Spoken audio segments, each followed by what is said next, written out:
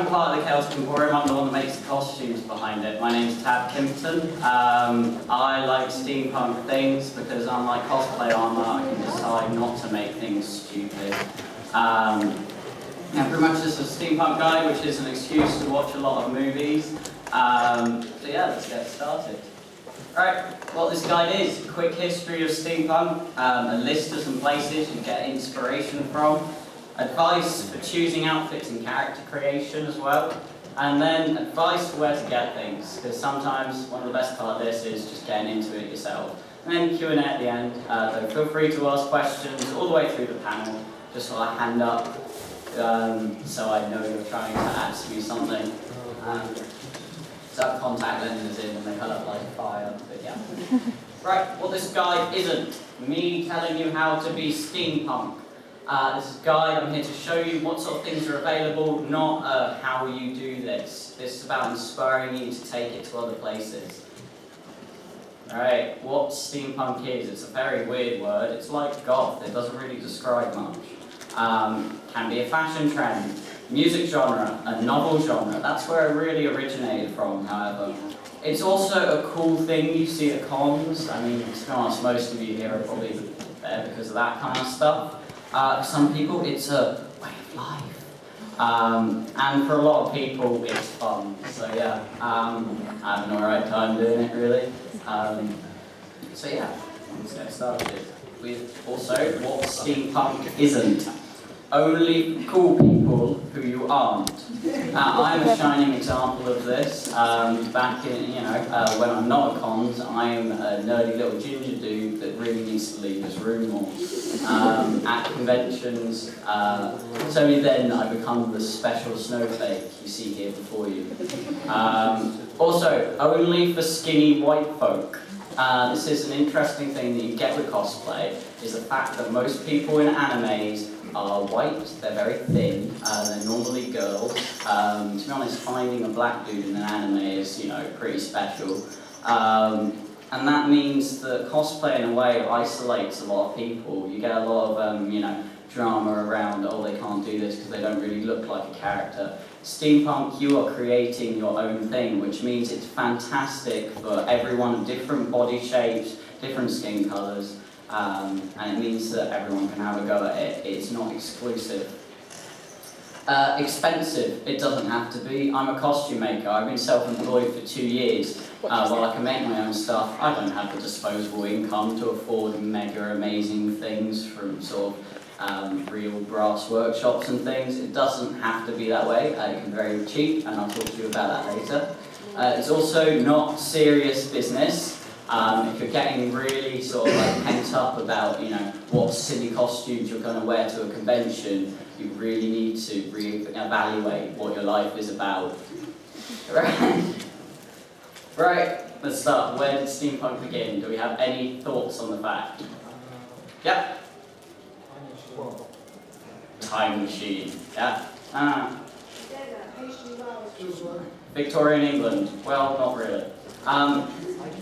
Steampunk is actually only a term that originated in the 1980s. Came from basically part of cyberpunk. Cyberpunk is, well, the silver version of steampunk. It's the actual original idea behind cyberpunk was a future where people started replacing so many of their body parts with mechanics that they weren't really people anymore. And then rave culture got a hold of it, and it's become, a big fashion thing. Steampunk, came from that. Steampunk genre novels were already around. Someone who said H.G. Wells. Yeah, that's very correct. However, they weren't called steampunk because the term didn't exist then. It's just now that there's more stuff available, it means that, it's got enough things to be put under that label. Since then, it's just gotten bigger. For example, I'm doing on a panel on it right now, so it's just got even bigger as you are listening to me. I think it's a big thing for geeks and gamers, because geeks love techie stuff, really. Gamers like cool shit that lights up. It's also something I haven't put down, which is a very interesting point. Looking at fashions like Lolita, it's a very female-oriented fashion. I used to sort of quite like the look of Gothic Loli, but the male equivalent is so boring compared to how extravagant the female stuff is. Well, with steampunk, it is so more androgynous. You can, it gives guys a chance to be the peacocks for once. For example, I get to wear a pink shirt and still look like a man. It's amazing. And it's a chance to, because to be honest guys, male fashion's so boring. What do you get? T-shirts, jeans, jackets, done, and various different colours. No, I meant with stuff you can find available. Girls have a massive variety of... My main example of this, I went around Camden Town recently. All of the girls' jackets were in such cooler patterns and fabrics than everyone, and then all of the male ones, which pretty much you get it in black or red, and that is it.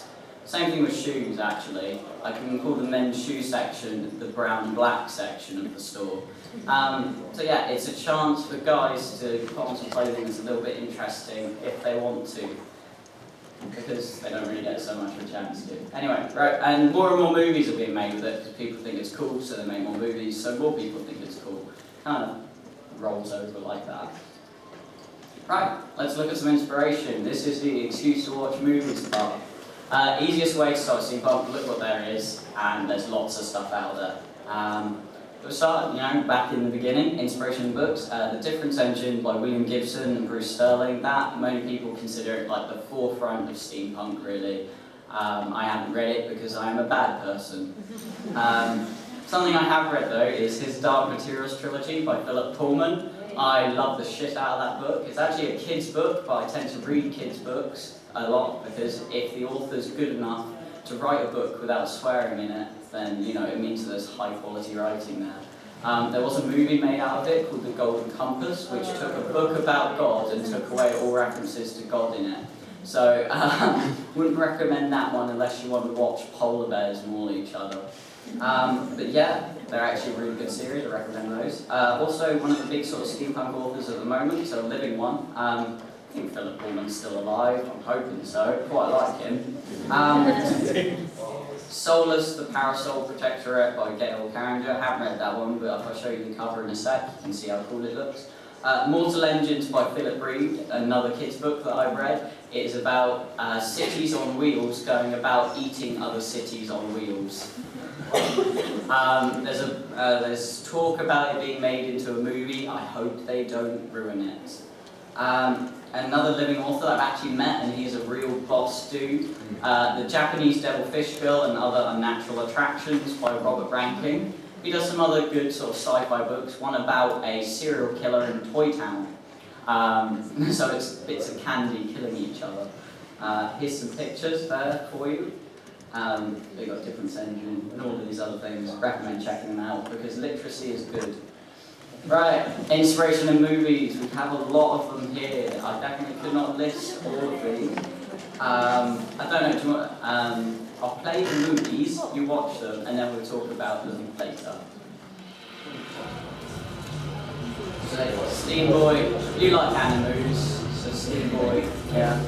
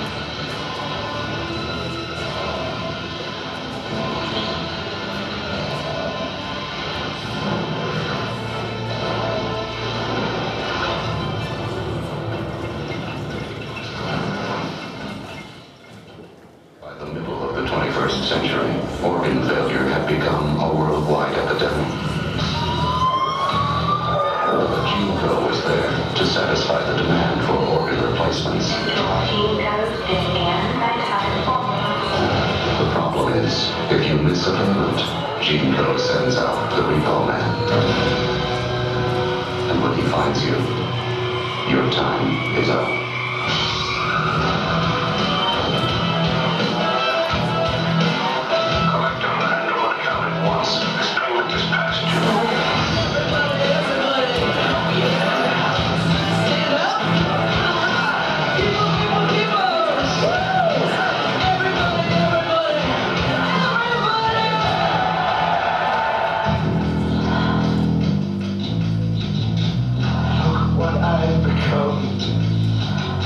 me she must escape.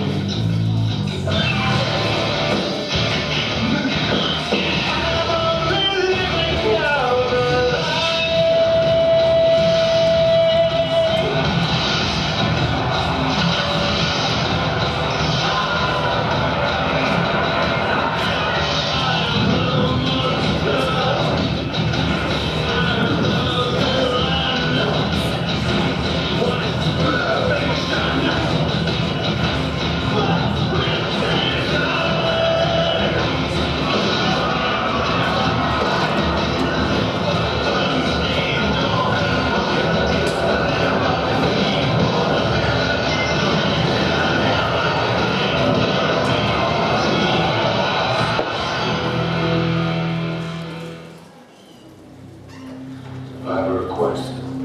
Someone who wants to see Sherlock Holmes.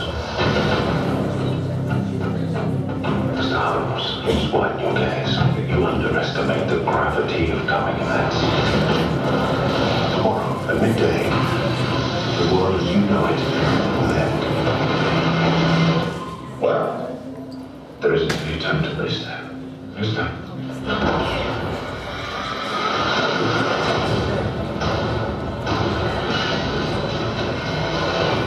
Witness stated that he saw Lord Blackwood rise from the grave. I want you to find him and stop it. That'll take every ounce of my not inconsiderable experience. Maybe a hobby to you, Mr. Holmes, but I do it for a living.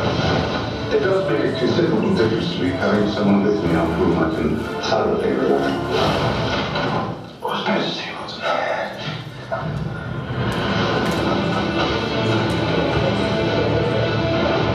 You've never complained about my methods before. I never complain. When I complain about you practicing the violin at 3 in the morning, or your mess, your general lack of hygiene, or the fact that you steal my clothes. Be the lady. Holmes, does your depravity know no bounds? No.